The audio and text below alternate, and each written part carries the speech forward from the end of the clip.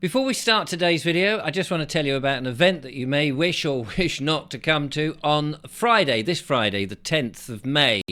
If you happen to be in the Wiltshire area near Swindon, you can come and see this bloke. There he is, and his tractor. Well, it's not his tractor. He wishes it was, or his barn there of hay at the back, but it isn't. This bloke here, Richard Vobes, is going to be talking at a place, the Cricklade Town Hall, which is very near to Swindon, if you're in that area and you know of it. BN66AE is the address.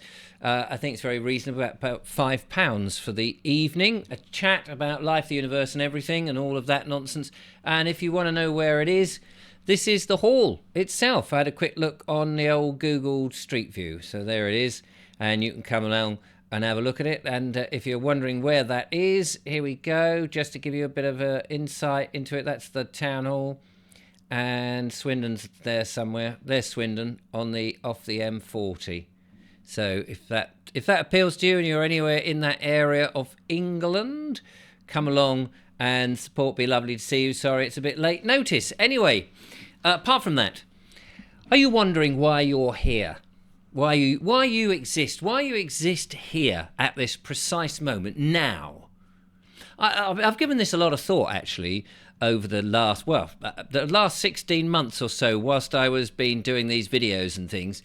And I have been thinking to myself, why am I here? You know, you hear all these different stories about, well, you've been seeded, you're here for a reason, this is your life to learn something, and at the end of it, when you die, you go on and you go back to the source, not HP or tomato, and you go back and you sort of, I don't know, you have a consultation with either yourself, the higher self, God, whatever it is, the universe, and you go, well, I've learned all these things, it's been very interesting.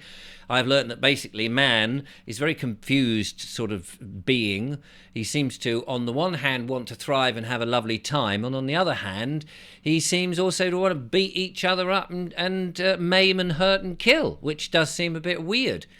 And he also does seem to be very much against nature, the nature and the important things. He seems to have been turned into some sort of weird, greedy thing that just needs to have some money and at the same time is quite selfish. But not everybody is like that. Some people who are actually very nice, kind, generous, optimistic, friendly, they want to have a lovely time and they want to give and be kind, all those sort of things. And yet there's others whose predisposition is to tread on those people and take. So I wonder, you know, do you ever think about why you're here and is there a goal, is there a reason, is there a purpose in life? But not just is there a purpose in life, is there a reason we are all here now? I'm 60 years old and I've had a number of problems in my life, trials and tribulations, as we all have. I lost an eye. I nearly lost my son to a brain hemorrhage. My dad died of dementia. I had to look after him for 2 years. And my mum's been an alcoholic, and she's now dead as well, all her life, which was traumatic growing up as a kid with an alcoholic mum. My parents got divorced. I wanted to get into the television industry, and I struggled and tried and desperately tried to get into there, but they weren't having it. Now, on retrospect, I'm very pleased I didn't end up in the television industry, because what would have happened to me probably would have been quite grim, and I would never have forgiven myself because of the nasty type of industry it is. However, all we get, and everybody's gone through things, everybody, and of course I lost my eye, I forgot about that. That was 4 years with 3 cornea transplants, absolute pain for 4 years, trying to bring up children on my own and driving around the countryside, unable to see, living like a hermit, all of these things, trials and tribulations. But all of that sort of struggle, if you like, brings us to a point where you go, hang on a second, I think a lot of these problems and the fact that one's overcome them, not given up, has got that tenacity to keep going, has brought me to this point. For what? To sit back and let the Luciferians, the Satanists, the Freemasons, the Cabal, all of these people to sort of just get away with it? No. No, clearly, we're here for a purpose. And you, my lovely audience, sitting out there in your smoking jackets with your smoking hat and your smoking slippers, puffing around on your pipes, now you've discovered that, of course, tobacco isn't the evil that everybody's told us about. You, my lovely audience, residing there, staring at me, thinking, this bald bloke, is a little bit mad, but never mind, we put up with him, we tolerate him because he's, sometimes he does deliver something of interest or a thought-provoking idea. You, my lovely audience, you watching here, you've come to this point too for a purpose. We're all here to do something. This earth, it seems to me, this planet, if you want to call it a planet, this plane of existence, whatever it is, this 3D world that we're moving through 4D rapidly to the 5D ascension, we are here for a purpose. And have you ever wondered what that purpose is? I mean, I'm wondering about it all the time. And in a previous video, I said, you know what? I think we are the signposts.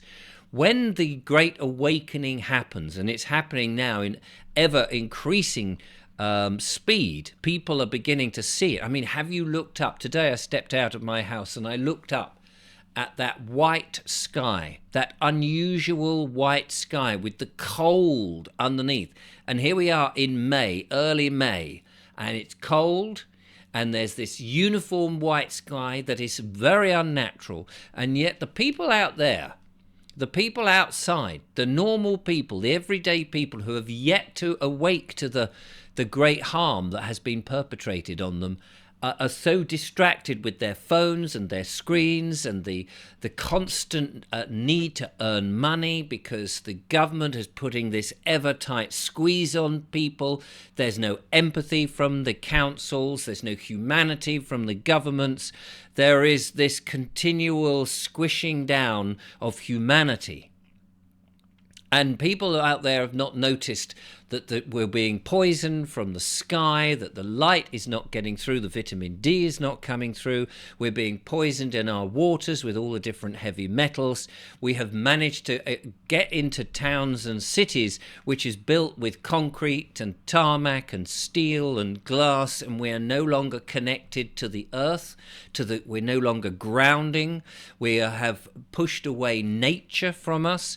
The farming has been permitted to go into monoculture. We have seen the use of chemicals in the food production, the insecticides, herbicides, fungicides, which has depleted the soil. We've allowed that to happen without question. We've been stuck behind and programmed by television, by feature films telling us what's going on. The latest, I understand, is something called Civil War. And of course, that will be a projection of what the so-called people who want to be in charge, who are controlling our lives, want us to go through to try and overthrow the government. And they'll predict that there'll be, I don't know, battles. I've never seen it, but I've been told about this film. And no doubt there'll be martial law, will be locked down and shoved in our houses, because that's what they want, is a violent protest against all this stuff that is being pushed against us. But of course, what are we here for? We are here not to go down that revolutionary route. We want to change things. Of course, naturally, we want to change things, but not violently. That would be the biggest mistake. We have to do this honorably, and we have to do this peacefully, and we have to remove those people who are causing us harms. And so, yes, we are the signposts. Yes, when people start to wake up and go, oh my God, what is happening? What are we going to do? How are we going to get out of this?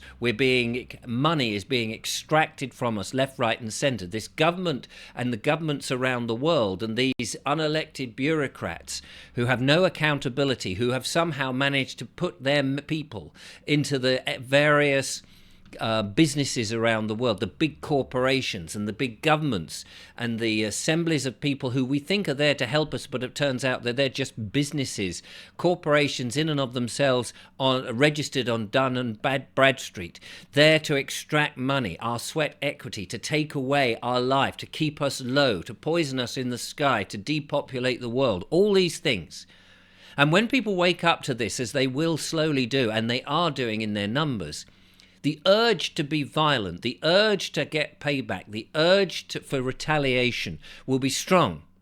And our role, as it seems to me, why we are here now, and why many of us are of a certain age that remember the analog days, the days before the digital revolution came along, and that we don't accept the idea of digital IDs, that central bank digital currencies, programmed money, that we do take ourselves out of the screens and the virtual reality. And we do worry about the continual surveillance, the 5G, the ULEZ, the cameras everywhere, the continual extraction of money, this movement to get us into transhumanism, the control that AI is going to bring over us. We, of a certain age, all seem to be aware of this.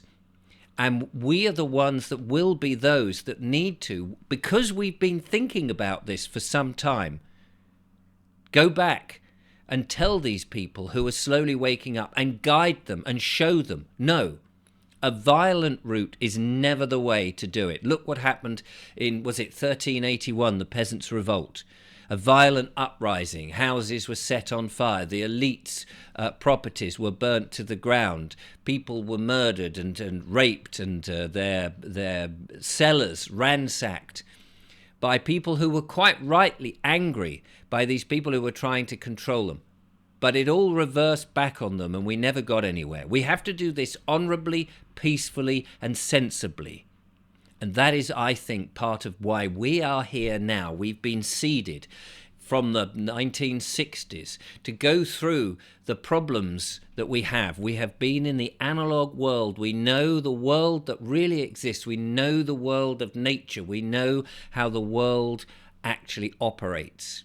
And we need to guide the next generation who are trapped and are being forever coerced into this digital world.